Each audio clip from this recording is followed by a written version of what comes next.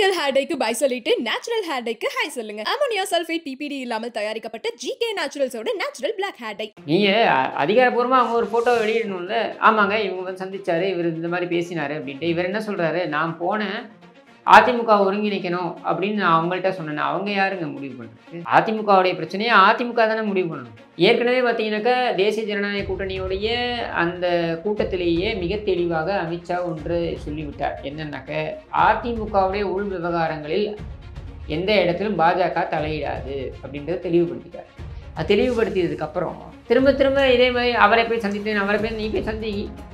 இது எப்படின்னா அந்த விவேக் காமெடி இருக்கு இல்லையா, எனக்கு கமிஷனர் தெரியும் ஆனால் அவருக்கு என்ன தெரியாதுன்ற மாதிரி தான் இது. பன்னீர்செல்வம் செய்த அதே தவறை செங்கோட்டையனும் செய்கிறார்.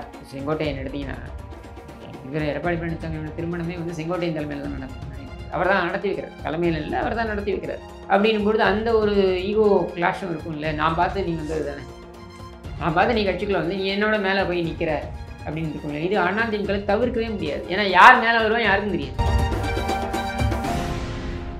தலித் சமூகத்திற்கு நான் மட்டுமே குரலாக இருப்பேன் அப்படின்னு திருமாவளவன் நினைப்பதில் தவறு கிடையாது.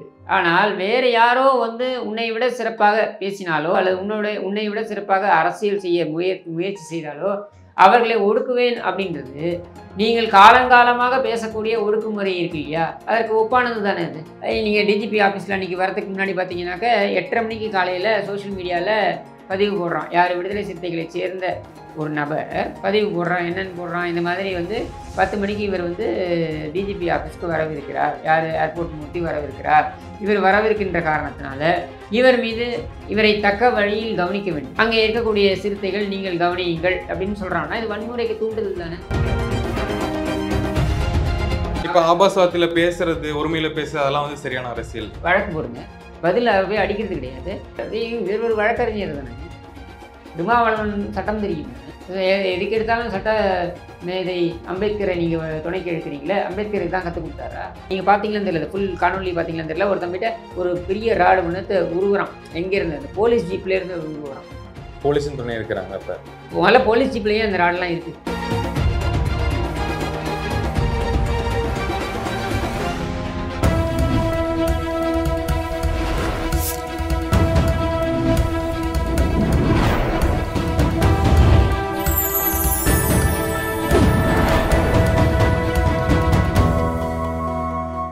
சேனல் 5 தமிழர்களுக்கு வணக்கம். இன்றைய நேர்காணலில் நம்முடைய இணைந்திருப்பவர் கிஷோர் கே சாமி அவர்கள். சார் வணக்கம். சார் வணக்கம். சார், இப்போ ஹரித்வார் போகிறதா சொல்லிட்டு டெல்லி பயணம், அமித்ஷாவை சந்தித்தேன், அதிமுக வலிமை பெறதுக்காக சந்திச்சு வந்தேன் அப்படின்னு சொல்லியிருக்காரு.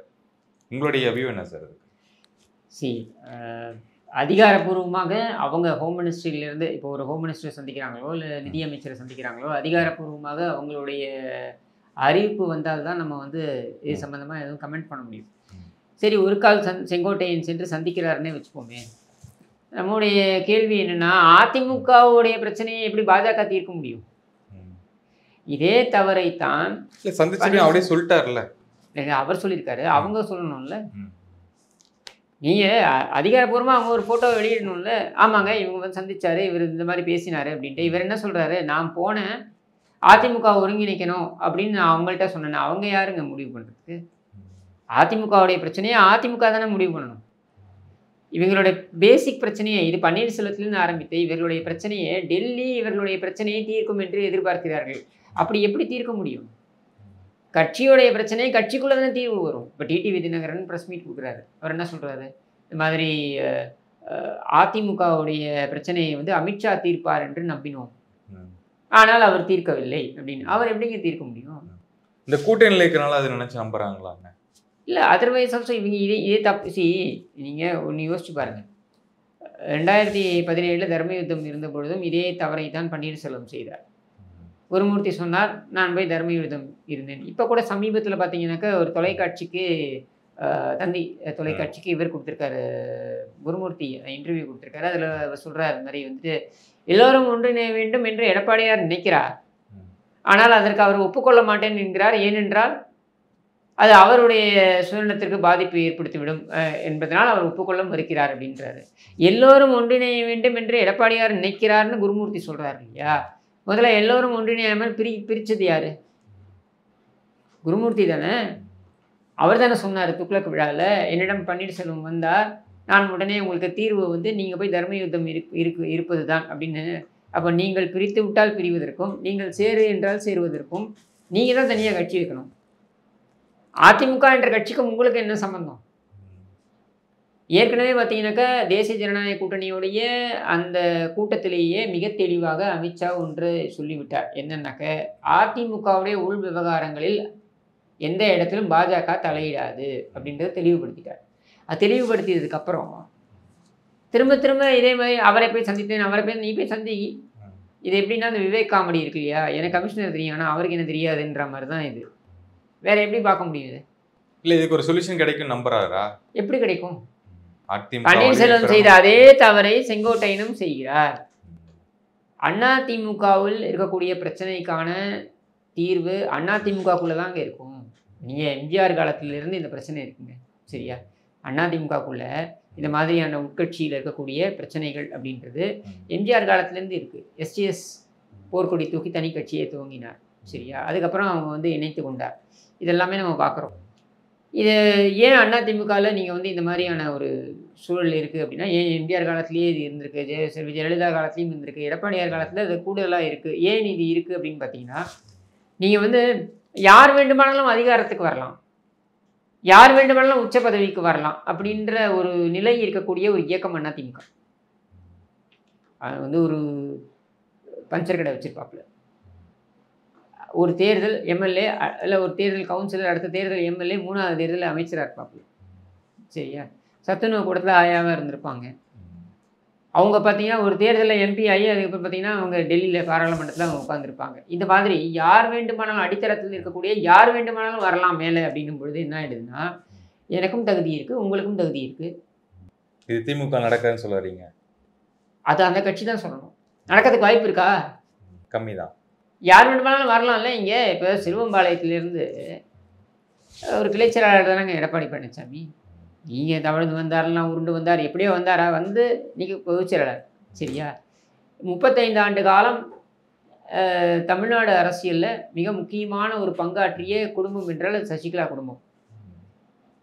நாடு முழுக்க எடுத்து பார்த்தீங்கன்னா ஐபிஎஸ் அதிகாரிகளோட, ஐஏஎஸ் ஐபிஎஸ் அதிகாரிகளோட போஸ்டிங்ஸே எடுத்து பார்த்தீங்கன்னா ஒரு சிக்னிஃபிகண்ட் நம்பர் இவங்களுடைய தயவில் வந்து வந்தவங்கலாம் இருப்பாங்க, இவங்களுக்கு லாயலாக இருக்கவங்க இருப்பாங்க. அந்த அளவுக்கு வந்து கோலோச்சிய ஒரு குடும்பமும் சசிகலா குடும்பம். அதுவும் பார்த்தீங்கன்னா நடராஜன் அவர்கள், அதாவது சசிகலாவுடைய கணவர் நடராஜன் அவர்கள் பார்த்தீங்கன்னாக்க தேசிய அளவிலான தலைவர்கள், ஹர்கிஷன் சிங் சுர்ஜிதா இருக்கட்டும், கம்யூனிஸ்ட்டு கன்ஷிராமா இருக்கட்டும், இவங்க எல்லாரோடையும் வந்து ஒரு நட்பு உறவு பாராட்டக்கூடிய அளவிற்கு அவருக்கு வந்து அந்த இன்ஃப்ளூயன்ஸ் இருந்தது. இன்னும் சொல்ல வேண்டுமென்றால் செல்வி ஜெயலலிதா அவர்கள் மருத்துவமனையில் அனுமதிக்கப்பட்டிருந்த பொழுது, அப்போலோவில் மருத்துவமனையில் அனுமதிக்கப்பட்டிருந்த பொழுது ராகுல் காந்தியை கூப்பிட்டு வராங்க. இவங்க அவங்க மரணம் அடைந்த பொழுது அந்த இது வரைக்கும் கடைசியில் மரீனா கடற்கரையில் அடக்கம் பண்ணுற இடம் வரைக்கும் ராகுல் காந்தி வந்துட்டு போனார். அப்போது அந்த அளவுக்கு அவங்க வந்து கோலோச்சக்கூடிய ஒரு இன்ஃப்ளூயன்ஷியல் குடும்பம் அனாயசமத்துக்கு வெளில போட்டாங்கல்ல. இனி வரைக்கும் அதை பொறுத்துக்க முடியாதுன்னு தினகரன் பேசுகிறார். தினகரன் வந்து நீங்கள் பார்த்தீங்கன்னா, நாங்கள் எடப்பாடி பழனிசாமி ஏற்றுக்கொள்ள மாட்டோம்னு ஏன்னு சொல்கிறாரு? அவரால் பொறுத்துக்கொள்ள முடியல. ஏன்னா 35 ஆண்டு காலம் கோலோச்சி ஒரு குடும்பத்தை அனாயசமாக தூக்கி போடுறாங்களே, இது சாத்தியமா திமுகவில்? முடியுமா? நீங்கள் ஒன்றுமில்லை, கே.என். நேருவை தவிர்த்து நீங்கள் திருச்சியை யோசிக்க முடியுமா? பொன்முடியை தவிர்த்து நீங்கள் விழுப்புரத்தை யோசிக்க முடியுமா?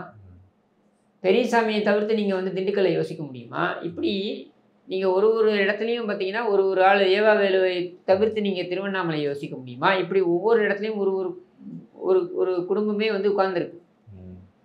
அந்த மாதிரி அதிமுகவில் இல்லைன்றதுனால நிறைய போட்டி இருக்கும். இது வந்து பர்சனலாக எடப்பாடி அவர்களை வந்து டார்கெட் பண்ணணும், கார்னர் பண்ணணும், இல்லை அந்த கட்சி ஜெயிக்க கூடாது அப்படிங்கிறதுக்காக பண்ணுற ஒரு சதியா அது? அரசியல் கட்சி எல்லா கட்சியும் அவங்களோட இருப்பை தக்க வைப்பதற்கு தான் இருக்காங்க, சரியா? ஸோ ஒரு அரசியல் கட்சி இன்னொரு அரசியல் கட்சிக்கு தொங்கு சதையாக இருக்கணும்னு நம்ம எதிர்பார்க்க முடியாது. இப்போ நம்ம திமுகவுடைய கூட்டணி கட்சிகளை பார்த்து அந்த குற்றச்சாட்டை தான் வைக்கிறோம். நீ ஏன் தனியாக விசிகாலம் நடத்திக்கிட்டு இருக்க? திமுகவுடைய தலித் பிரிவுன்னு நடத்து. நீ எதுக்கு காங்கிரஸ்ன்னு தனியாக நடத்திட்டு இருக்க? திமுகவுடைய தேசிய பிரிவுன்னு நடத்து, சரியா? நீ எதுக்கு கம்யூனிஸ்ட்னு நடத்துகிற? திமுகவுடைய தொழிற்சங்கங்களுடைய கூட்டமைப்புன்னு ஒன்று நடத்து. நீ எதுக்கு தனித்தனியாக கட்சி வச்சுருக்கீங்க? அதுக்கு அவசியமே இல்லையே அப்படின்னு ஏன் சொல்கிறோம்? ஏன்னா அவர்கள் எதை செய்தாலும் ஜால்ரா போடுவது அப்படின்றத வழக்கமாக வச்சுருக்காங்க. இது வந்து இன்னொரு பக்கம் திமுக இவங்களை அட்ஜஸ்ட் பண்ணி போகுது அப்படிங்கிற ஒரு விஷயம் இருக்குல்ல? இல்லை, இவங்க தானே திமுக அட்ஜஸ்ட் பண்ணி போகிறாங்க. திமுக இவங்களுக்கு எதுவும் அட்ஜஸ்ட் பண்ணி போகிற மாதிரி தெரியலையே. கடைசி வரைக்கும் திருமாவளவனுக்கு பிளாஸ்டிக் சேர் தானே. கம்யூனிஸ்ட் அவங்களே சொல்கிறாங்களே, புலம்புறாங்களே, எங்களால் கொடியேற்ற முடியல, எங்களால் கூட்டம் போட முடியல அப்படின்னு புலம்புறாங்களே. காங்கிரஸ் கட்சியும் அதே தானே சொல்லுது. சரியா? அப்போது இங்கே தொங்கு சதைகளாக நம்ம கூட்டணி கட்சிகளை எதிர்பார்க்கறது இல்லை. அதே சமயத்தில் கூட்டணி கட்சிகளாக இருக்கக்கூடிய கட்சிகள் அவங்களுடைய இடத்த வந்து நம்ம வந்து அவங்களோட தனித்துவத்தை நம்ம வந்து அதை பறிக்கணும்னு நம்ம நினைக்கிறது இல்லை. ஏன்னா கூட்டணி என்பது கொள்கை அளவிலான உடன்படிக்கை கிடையாது, எண்ணிக்கை அளவிலான உடன்படிக்கை. உங்ககிட்ட ஒரு 5% இருக்குது, என்கிட்ட ஒரு 20% இருக்குது, நானும் நீங்களும் சேர்ந்தால் 25%. இவ்வளோ தான் நம்ம வந்து உடன்படிக்கையாக வச்சுருக்கோம். அப்படின்னும் பொழுது இதில் நம்ம வந்து இன்சிஸ்ட் பண்ணுறது கிடையாது. பட் இந்த மாதிரி நபர்கள், இப்போ நீங்கள் செங்கோட்டையன் எடுத்துக்கோங்களேன். இப்போ செங்கோட்டையன் மேலே கட்சி ரீதியாக அவருடைய பொறுப்புகள் பறிக்கப்பட்டிருக்கு. பட் அவர் மேலே கட்சியை விட்டு வெளியேற்றப்பட்டிருக்கிறாரா என்றால் இல்லை. அப்படின்ற சூழலில் அவர் டெல்லிக்கு போகக்கூடாதுன்னு நம்ம சொல்ல முடியுமா? இல்லை நீங்கள் யாரும் சந்திக்கக்கூடாதுன்னு நம்ம சொல்ல முடியுமா? ஆனால் அவருக்கு அவர்கள் முக்கியத்துவம் கொடுத்தார்களா? இப்படி ஒரு சந்திப்பு நடந்ததா அப்படின்றது கேள்வி. அடுத்தது அவர்கள் முக்கியத்துவம் கொடுத்தார்களா? இதுல பொய் சொல்ல வேண்டிய அவசியம் என்ன இருக்கு அவருக்கு? அவர் பொய் சொல்றாரா இல்லையான்றதுக்குள்ளே நான் போக விரும்பல. அவங்க முக்கியத்துவம் கொடுத்துருக்கணும்ல. செங்கோட்டையன் வந்தார், என்னை சந்தித்தார். இப்போது நார்மலாக பார்த்தீங்கன்னாக்கா ஒரு சாதாரண தொழிற்கூடங்கள் நடத்தக்கூடிய ஒரு நபர் போயிட்டு நிர்மலா சீதாராமன் அவர்களை சந்திக்கிறாங்கன்னா கூட இம்மீடியட்டாக ஆஃபீஸ் ஆஃப் நிர்மலா சீதாராமன் அந்த ஃபோட்டோவை வெளியிட்டுருவாங்க. அப்படி அந்த ஃபோட்டோ கூட வெளியில்லையே. அப்போ இதெல்லாம் என்ன தெரியுது? நீ ஏதோ வர புலம்பிட்டு போகிற, புலம்பிட்டு போ, அவ்வளோதான். இதுக்கு மேலே என்ன பண்ண முடியும்? ஓகே, உங்கள் வியூலேருந்து அவரோட நோக்கம் என்ன அப்படின்னு உங்களுக்கு ஒரு கெஸ் இருக்கா? செங்கோட்டையனுக்கு என்னங்க நோக்கம் இருக்க முடியும்? அவர் ஒரு ஆண்டாகவே அவர் வந்து புறக்கணிக்கப்பட்டிருக்கிறார். ஏன் புறக்கணிக்கப்பட்டாருனாக்கா, அவருடைய மாவட்டத்தை பொறுத்த வரைக்கும் அவரை கடந்து வேறு யாருமே வளர விட மாட்டேங்கிறாரு. ஒன்று. ரெண்டாவது, அப்போ புதுசாக நம்ம வந்து போஸ்டிங்ஸ் போடுறாங்க. இந்த போஸ்டிங்ஸ் போடும்போது என்னென்னா இளைஞர்களை போடணும்னு பார்க்குறாங்க. சரியா? ஏன்னா தேர்தல் காலத்தில் இளைஞர்கள் தானே வேலை செய்வான். அப்போ அதுதான் நமக்கு தேவைப்படும். அப்படின்றதுனால அவங்க வந்து இளைஞர்களை போடணும்னு பார்க்குறாங்க. இப்போ இவர் என்ன சொல்கிறாருன்னா, என்னுடைய ஆதரவாளர்களை போடுங்கன்றாரு. இவருடைய ஆதரவாளர்களை போடுறது பிரச்சனை கிடையாது. ஆனால் அங்கே என்னென்னா அவங்க எல்லாருமே 60+. இப்போ நான் ஐடி விங்கில் எப்படிங்க 65 இயர்ஸ் ஓல்டு ஆளை நான் போடுவேன் ஐடி விங்கில்? முடியாது. ஏன்னா ஐடி விங்கிறது சோஷியல் மீடியா மட்டும் கிடையாது. நீங்கள் புரிஞ்சுக்கணும், ஐடி விங் குரூஷியல் ரோல் இருக்குது அதிமுக. என்ன ரோல் அப்படின்னு பார்த்தீங்கன்னா, இப்போ இருக்கக்கூடிய இந்த பூத் பொறுப்பாளர்கள் இருக்கா பாருங்க, இந்த பூத் பொறுப்பாளர்கள்லாம் சரிபார்க்கக்கூடிய வேலையே ஐடி விங் தான் செய்யுது. ஓகே. அப்படின்னும் பொழுது இது ஓடி ஆடின்னு வேலை செய்யணும். இவன் எப்படி வேலை செய்வான்? இந்த பண்ணை வீட்டை விட்டு வெளியே வர மாட்டேங்கிறாருங்க செங்கோட்டையன். அந்த காலத்து மனுஷன், அதாவது என்ன, எம்ஜிஆர் காலத்தில் வந்து கட்சியில் இருக்கக்கூடியவர், செல்வி ஜெயலலிதாவுக்கு விசுவாசமாக இருந்தவர், இப்படிலாம் சொல்லப்பட்ட ஒரு நபர். சரியா? அதில் ஒன்றும் மாற்றுக்கிறது கிடையாது, சீனியர்.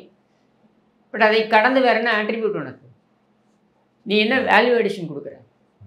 முத்துசாமிலேருந்து ஆரம்பித்து தோப்பு வெங்கடாச்சலம் வரைக்கும் ஈரோடுலேருந்து எல்லாருமே கரண்டு போனதுக்கு காரணமே நீ தானே. ஆதிக்கம் செலுத்துறாரு.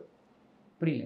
இவரோட ஆதிக்கம் அதிகமாக இருக்குது. இவரோட ஆதிக்கம்ன்றதோட இவர் வந்து அவங்களை யாரையுமே இருக்க விடல. இது நான் சொல்லலை, முத்துசாமி வெளியேறிய பொழுது திரு ஜெயலலிதாவே குறிப்பிட்றாங்க.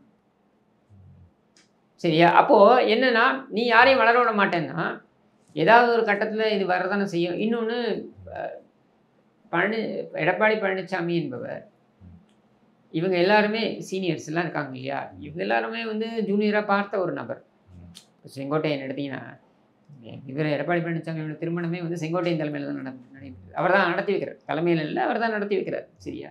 அப்படின்னும் பொழுது அந்த ஒரு ஈகோ கிளாஷும் இருக்கும் இல்லை. நான் பார்த்து நீ வந்தது தானே, நான் பார்த்து நீ கட்சிக்குள்ள வந்து நீ என்னோட மேலே போய் நிற்கிற அப்படின்னு இருக்கும்ல. இது அதிமுக தவிர்க்கவே முடியாது. ஏன்னா யார் மேலே வருவான் யாருக்கும் தெரியாது.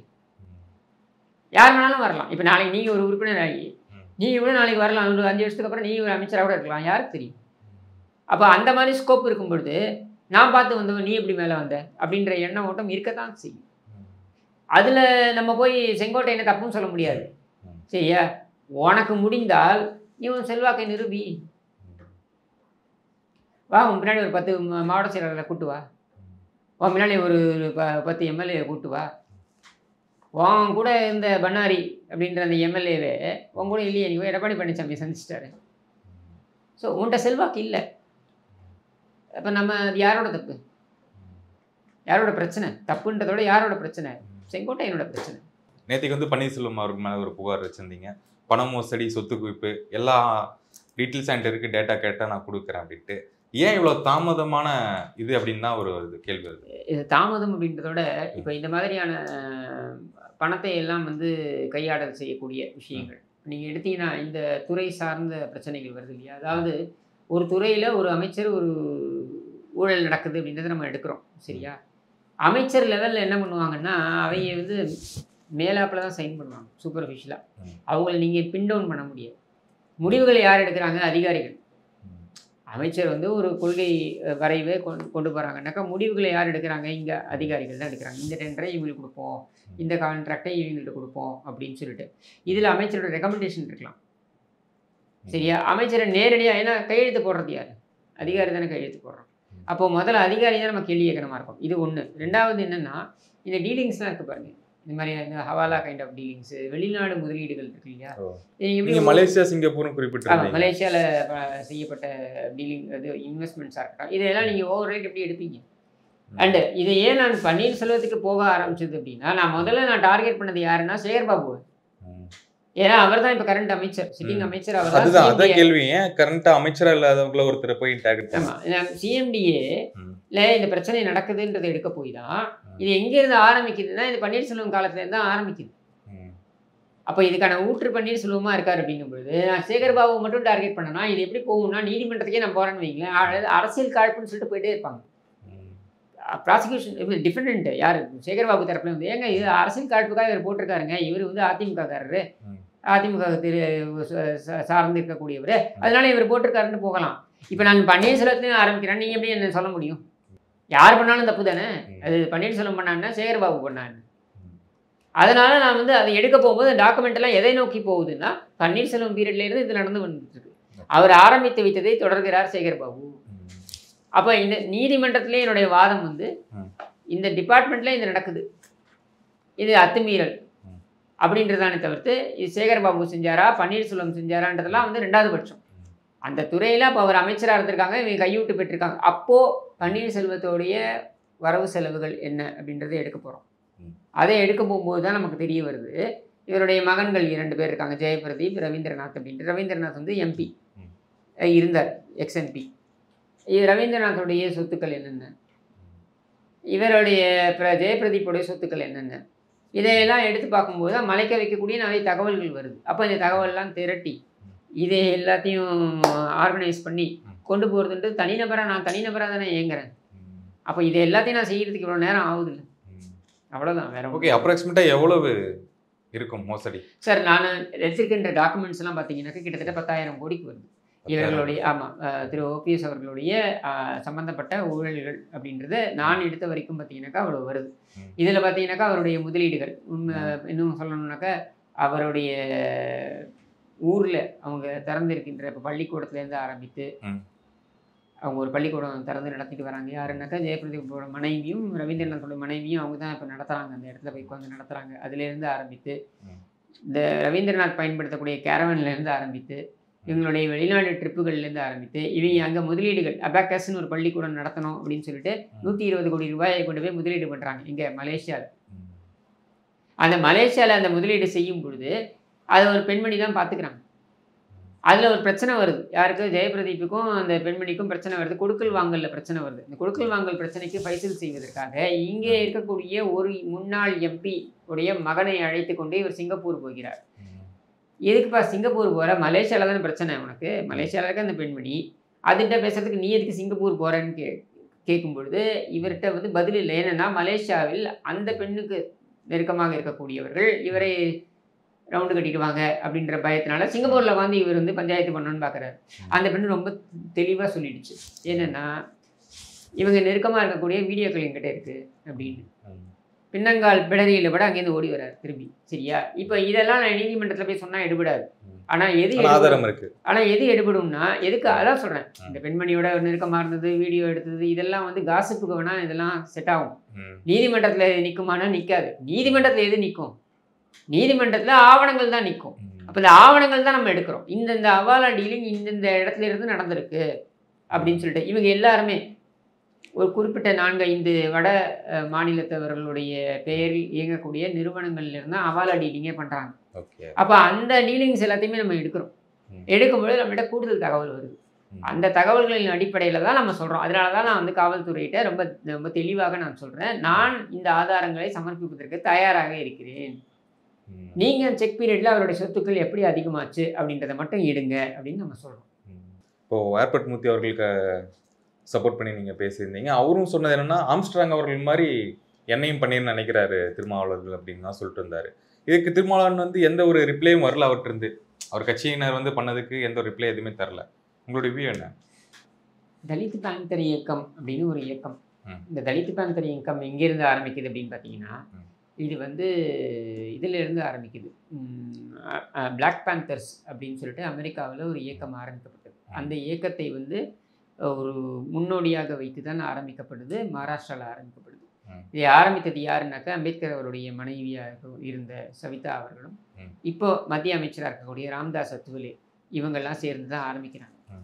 இந்த இயக்கம் வந்து பார்த்திங்கன்னா, இதில் தமிழ்நாட்டிலேருந்து தலைவர்கள் அப்படின்னு அவங்க கொண்டு போகிறாங்க. தலித் பேந்தர்ஸ் இயக்கம் அப்படின்றது வந்து இங்கே ஆரம்பிக்கிறாங்க.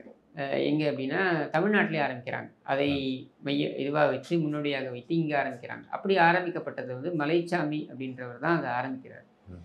அவர் வந்து தேவேந்திரர் வகுப்பை சேர்ந்தவர். அவர் தான் ஆரம்பிக்கிறார். அவர் ஆரம்பித்த அந்த கட்சியில், மதுரையை மையமாக வைத்து ஆரம்பிக்கப்பட்டது தான் அந்த கட்சி, சரியா? அந்த கட்சியில் திருமாவளவன் உள்ளே வரார். எப்படி வராருனாக்கா, அவர் தடவியல் துறையில் இருந்தார். ஃபாரன்சிக் டிபார்ட்மெண்ட்டில் ஒர்க் பண்ணிட்டு இருந்தார். அவரை ரெஃபர் பண்ணுறார். மலைச்சாமியோட சகோதரர் இவரை ரெஃபர் பண்ணி அப்படி தான் இவர் வரார். அதாவது எதுக்கு வராருன்னா, மதுரையில் வேலைக்கு வரார். வேலைக்கு வர்றதுக்கு தங்கறதுக்கு இடம் வேணும் அப்படின்றதுக்கு மலைச்சாமியோட இடத்துல தங்கறதுக்கு இவங்க ரெக்கமெண்ட் பண்ணுறாங்க. இவர் கூட தங்கி அப்படியே இந்த இயக்கத்தில் தன்னை இணைத்துக் கொள்கிறார். இந்த மலைச்சாமி மர்மமான முறையில் இறந்து போகிறார். இறந்து போன உடனே இவர் கையில் எடுக்கிறார். இவர் கையில் எடுத்த உடனே அதை விடுதலை சிறுத்தைகள் கட்சி என்று மாற்றி அதை வட தமிழ்நாட்டிற்கு இடம்பெயர வைக்கிறார். இதுதான் வந்து இவருடைய வரலாறு. இது திருமாவளவனோட வரலாறு. திருமாவளவனோட சேர்ந்து இயங்கிய பல தலித் தலைவர்கள் இருக்கிறார்கள். இந்த தலைவர்கள்லாம் வந்து பார்த்திங்கனாக்கா, ஏதோ ஒரு இடத்துல திருமாவளவனுடன் வேறுபட்டு இல்லை கருத்து வேறுபாடுகளின் அடிப்படையில் இவங்கெல்லாம் வெளியேறியிருப்பாங்க. இந்த மாதிரி ஏர்போர்ட் மூர்த்தி என்கிற நபரும் பார்த்திங்கன்னா அப்படி தான் வந்து அவர் வந்து ஒரு கருத்து வேறுபாடின் அடிப்படையில் அவர் வெளியேறார். இப்படி இருக்கக்கூடிய நபர்கள் எல்லோரையும் வந்து நீ வந்து காலி பண்ணுவேன் அப்படின்னு எடுத்துகிட்டு போனீங்க, எத்தனை பேர் காலி பண்ணுவீங்க? அப்போ இங்கே என்னென்னா, தலித் சமூகத்திற்கு நான் மட்டுமே குரலாக இருப்பேன் அப்படின்னு திருமாவளவன் நினைப்பதில் தவறு கிடையாது. ஆனால் வேறு யாரோ வந்து உன்னை விட சிறப்பாக பேசினாலோ அல்லது உன்னை விட சிறப்பாக கருத்துக்களை வெளியிட்டாலோ அல்லது உன்னை விட சிறப்பாக அரசியல் செய்ய முயற்சி செய்தாலோ அவர்களை ஒடுக்குவேன் அப்படின்றது நீங்கள் காலங்காலமாக பேசக்கூடிய ஒடுக்குமுறை இருக்கு இல்லையா, அதற்கு ஒப்பானது தானே அது. இவரை பார்த்து பயப்படுறாரு. பயப்படுறாருன்னு சொல்லலை நான். யாரையும் யாரை பார்த்து பயப்படுறாங்கன்னு இல்லை. இவங்களை பொறுத்தவரைக்கும் என்னன்னா, நான் மட்டுமே இருக்க வேண்டும் தலைமையா, வேற யாரும் வளர்ந்துடக்கூடாது அப்படின்னு நினைக்கக்கூடிய ஒரு எண்ண ஓட்டம், அவ்வளவுதான். இதில் பயம்ன்றது ரெண்டாவது பட்சம். எண்ண ஓட்டம் இதுதான். இதில் பார்த்தீங்கன்னாக்கா ஏர்போர்ட் மூர்த்தி வந்து தனிப்பட்ட விதத்தில் அவரை தாக்குறாரு. அப்போ அந்த தனிப்பட்ட விமர்சனங்கள் அப்படின்றது வந்து வார்த்தை தடிப்புகளாக மாறுது. இதில் பார்த்தீங்கன்னா விடுதலை சிறுத்தைகள் இருக்கக்கூடிய உறுப்பினர்கள், நான் வந்து திருமாவளவனுடைய உந்துதலின் அடிப்படையில் சொல்கிறாங்களா இல்லை அவருடைய தூண்டுதலின் அடிப்படையில் செய்கிறாங்களா அப்படின்றதுக்குள்ளேயே நான் போக விரும்பலை. அது அப்படி இருக்கலாம், இல்லாமலையும் இருக்கலாம். ஆனால் அப்படி இந்த இரண்டாம் கட்ட தலைவர்கள் செய்யக்கூடிய தூண்டுதல் இருக்கு இல்லையா, அது என்ன பண்ணுது, மேலும் மேலும் இந்த வார்த்தை போரே அதிகரிக்குது. அப்போ அவர் மேடையில் போய் கண்ணாமண்ணன் பேசுகிறாரு. அவர் கண்ணாமண்ணன் பேசினா இவருக்கு பதிலடி கொடுக்கணும் அப்படின்னு இவங்க கிளம்புறாங்க. பதிலடி அப்படின்றது கருத்தியல் ரீதியாக இருந்தால் பிரச்சனை கிடையாது. இது கருத்தியல் ரீதியாக போகாமல் அது என்ன ஆகுது, நீ ஆபாசமாக பேசுகிறாய், நான் உன்னை அடிப்பேன் இப்படின்னு இப்படி போகுது. நீங்கள் டிஜிபி ஆஃபீஸில் அன்றைக்கி வரதுக்கு முன்னாடி பார்த்தீங்கன்னாக்க 8:30 மணிக்கு காலையில் சோஷியல் மீடியாவில் பதிவு போடுறான். யார் விடுதலை சிறுத்தைகளை சேர்ந்த ஒரு நபர் பதிவு போடுறான். என்னென்னு போடுறான், இந்த மாதிரி வந்து 10 மணிக்கு இவர் வந்து டிஜிபி ஆஃபீஸ்க்கு வரவிருக்கிறார், யார் ஏர்போர்ட் மூர்த்தி வரவிருக்கிறார். இவர் வரவிருக்கின்ற காரணத்தினால இவர் மீது இவரை தக்க வழியில் கவனிக்க வேண்டும், தக்க முறையில் கவனிக்க வேண்டும், அங்கே இருக்கக்கூடிய சிறுத்தைகள் நீங்கள் கவனியுங்கள் அப்படின்னு சொல்கிறாங்கன்னா இது வன்முறைக்கு தூண்டுதல் தானே. அப்போ அதன் அடிப்படையில் தானே அவங்க செய்கிறாங்க. அதை துணிச்சலாக எப்படி சார் நீங்கள் நேம் பிளேட்டே இல்லாத ஒரு ஆபாசத்தில் பேசுறது, ஒருமையில் பேசுறது, அதெல்லாம் வந்து சரியான அரசியல். வழக்கு போடுங்க, வழக்கு போடுங்க. ஆபாசமாக பேசுகிறார், உரிமையில் பேசுகிறாருன்னா வழக்கு போடுங்க, நீதிமன்றத்துக்கு இழுங்க. பதில் போய் அடிக்கிறது கிடையாது. எப்படி நீங்கள் டிஜிபி ஆஃபீஸ்க்கு வெளியில் நம்பர் பிளேட் இல்லாத ஒரு வாகனத்தை கொண்டு வந்து நிறுத்தி நீங்கள் வந்து தாக்குதலில் ஈடுபடுவீங்களா? இது எப்படி ஏற்றுக்க முடியும்? ஜனநாயகத்தில் எப்படி ஏற்றுப்பீங்க? நான் வந்து ஏர்போர்ட் மூர்த்தி பேசியதெல்லாம் நியாயப்படுத்தலை. ஏர்போர்ட் மூர்த்தி ஒரு சில வார்த்தைகளை பயன்படுத்தியிருக்கலாம், அது வந்து ஏற்றுக்கொள்ள முடியாத வார்த்தைகளாகவும் இருக்கலாம்.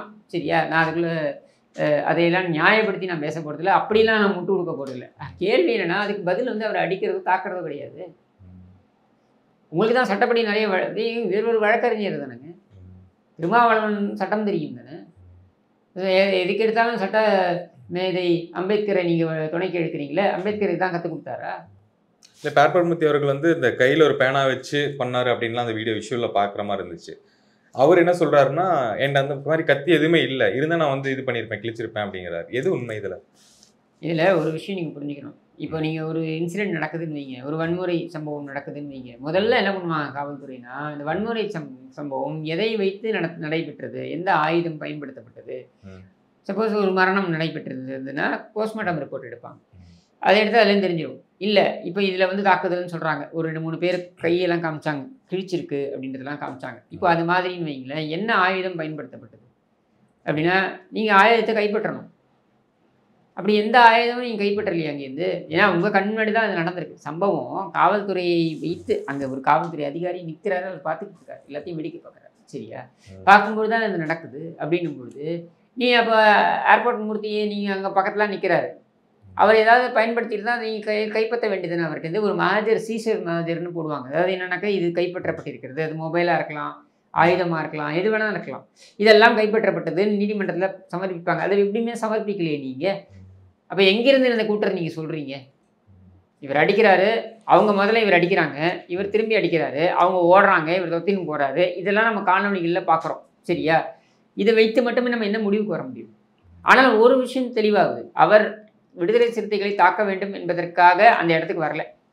அவர் வந்தது பாட்டாளி மக்கள் கட்சி, அவங்க ஏதோ சார்ந்த ஏதோ ஒரு புகாரை கொடுக்கறதுக்கு அவங்க வராங்க, அவங்கள கூப்பிட்டு அவர் உள்ளே போகணும்னு தான் பார்க்குறாரு. அவர் வந்தது அந்த நோக்கம் கிடையாது. ஆனால் இவர்கள் வந்தது என்ன நோக்கம்? ஏன்னா நீ லைசன்ஸ் பிளேட் இல்லாத கார்லையே வர, அப்போ நோக்கம் யாரோடது தவறு? அவருடைய வண்டியில் வந்து இறங்குறாங்க, நீ லைசன்ஸ் பிளேட் இல்லாத காரில் வந்திருக்க, ஏன் வந்த? அப்புறம் அவங்க ஒருத்தன் பார்த்தீங்கன்னா, இந்த நீங்கள் பார்த்தீங்களான்னு தெரியல, ஃபுல் காணொலி பார்த்தீங்களான்னு தெரியல, ஒருத்தன் போய்ட்டு ஒரு பெரிய ராடு ஒன்று உருவுறான். எங்கேருந்து? அந்த போலீஸ் ஜீப்லேருந்து உருவுறான். போலீஸும் துணை இருக்கிறாங்க. அப்போ முதல்ல போலீஸ் ஜீப்லேயே அந்த ராடெலாம் இருக்குது. திருபுவனம்ல நம்ம பார்த்தோம் எப்படி கடத்தல், அது வந்து லாக்அப் மரணம் கூட கிடையாது, கடத்தல் கொலை. சரியா? அதுலேயே பார்த்தோம் என்ன மாதிரியான பைப்பெல்லாம் வந்து பயன்படுத்தப்பட்டதுன்னு நீதிமன்றமே காரி துப்பியது. என்ன சொன்னது? நீங்கள் வந்து பிளாஸ்டிக் பைப்புன்றீங்க, பிளாஸ்டிக் பைப்பில் அடித்தா இப்படிலாம் வருமாங்க காயம்னு நீதிபதி கேட்குறாரு. எது? உயர் நீதிமன்றத்தில். நீங்கள் அது பார்த்தீங்களான்னு தெரியல, அந்த ட்ரையல் பார்த்தீங்களான்னு தெரியல, அவங்க கேட்குறாங்க. அப்போ அந்த ஆயுதங்கள் மறைக்கப்பட்டு விட்டன. அந்த மாதிரி இந்த பைப்பெல்லாம் நீங்கள் வச்சுருக்கீங்க, எது? அந்த உங்களுடைய காவல்துறை வாகனத்தில் வச்சுருக்கீங்க, எதுக்காக வச்சிங்க? அதை அவன் உருவுறான். இது எல்லாமே கேமரா முன்னாடி நடக்குது, அவனுக்கு தெரியுது கேமரா இருக்குன்னு. அப்படியே பொருத்தி பாருங்களேன், எனக்கு முன்னாடி நடந்த சம்பவம், சவுக்கு சங்கர் வீட்டில் நடந்தது பாருங்கள் சம்பவம். அந்த மலத்தை கொண்டு போய் கொட்டியது, அவங்க அம்மாவை தாக்கியது, இதெல்லாம் நடந்ததுக்கு பாருங்கள். இது எல்லாமே வந்து ஃபேஸ்புக்கில் லைவ் போடுறான். அப்போது நான் என்னை எதுவும் பண்ண முடியாதுன்றது தான் உங்களுடைய பாடி லாங்குவேஜ். என்னை எதுவும் செய்ய முடியாது, நீ தற்காப்புக்காக, ஒரு கால் தற்காப்புக்காக அவங்க அம்மா வந்து இந்த வாளியை எடுத்துகிட்டு வரும்போது அவங்க அப்படி தள்ளி விட்டுருந்தாங்கன்னு வைங்க, சொல்ல முடியாது. இன்றைக்கி சவுக்கு சங்கர் தாயாரை கூட கைது பண்ணியிருப்பாங்க. தாக்கினார், பக்கெட்டால் என்னை அடித்தார், இப்படி என்ன வேணாலும் சொல்ல வேண்டியதுதான். ஆளுங்கட்சி உங்கள் பக்கம் இருக்கிறது, அதனால் எதை வேண்டுமானாலும் நீங்கள் புகாராக எடுத்து போகலாம், யாரை வேணாலும் நீங்கள் கைது பண்ணலாம் அப்படின்ற ஒரு சூழல் நீங்கள் இருக்குது. இது ரொம்ப அசாதாரணமான ஒரு சூழல். ஓகே சார், நேர்காணல் மிக்க நன்றி, வணக்கம்.